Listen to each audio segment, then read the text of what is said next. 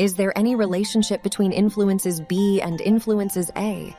When influences B come into a man, do they affect influences A and transform them? They may affect them, but at the same time one necessarily excludes another.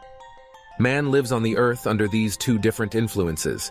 He may choose only one, or he may have both.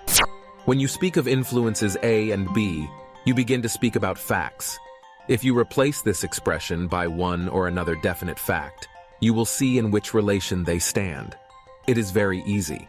At this point, the question naturally arises: why is it so difficult for a man to start changing himself, to come to a possibility of growing? Because you see, we must remember that man is created in a very interesting way by nature. He is developed up to a certain point.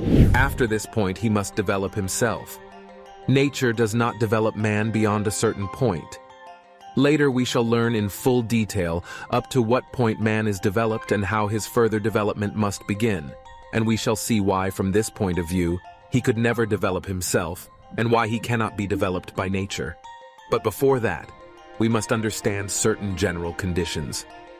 It is difficult for a man even to start any kind of work on himself because he lives in a very bad place in the universe.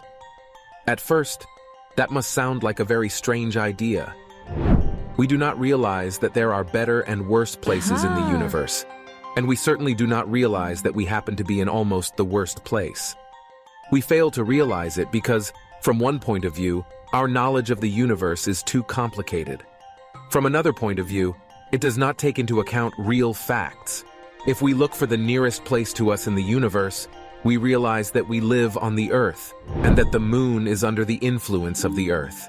At the same time, we see that the Earth is one of the planets of the solar system, that there are bigger planets, probably more powerful than the Earth, and that all these planets, taken together, must somehow affect and control the Earth.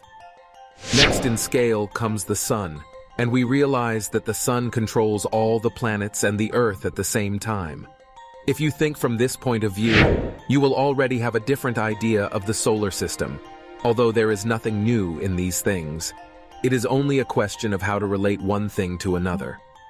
Earth is one of the planets of the solar system, and the Sun is one of the stars of the Milky Way. Beyond that, we can take all possible worlds. This is all we know from the ordinary point of view. As a purely philosophical term, we can add to that a condition or relationship of things which we call the absolute, a state in which everything is one. Now we can express this relation of the moon to Earth, Earth to planets, and so on in a slightly different way. Looking from the top down, we can begin to understand the vast difference in scale if we compare all suns with our sun, or Earth with all planets. We can understand that they stand in a certain definite relation of scale to one another. The smallest is the moon, and beyond the moon we know nothing. The whole of this is called the ray of creation. There are other rays because this ray does not include the entire universe, but since we live on the Earth and it passes through the Earth, we belong to this ray of creation. From this diagram, it is clear what is meant by a bad place in the universe. The worst place is the moon, but the Earth is almost as bad. It is like living near the North Pole, which explains why so many things are difficult on the Earth. We cannot change or do anything about it, but when we know, we can adapt, and in that way we can escape many things which otherwise we could not escape. But we must not let our imagination run away with us and tell us that we can escape altogether. I just want to add one thing, for reasons which are difficult to explain as yet. In the ray of creation, all these worlds are connected with each other. Influences pass from higher to lower, but there is a gap between planets and Earth. In order to bridge this gap so that influences from all planets could reach the Earth, a certain instrument was invented. It is a kind of sensitive film which surrounds the Earth, that is to say, organic life on Earth.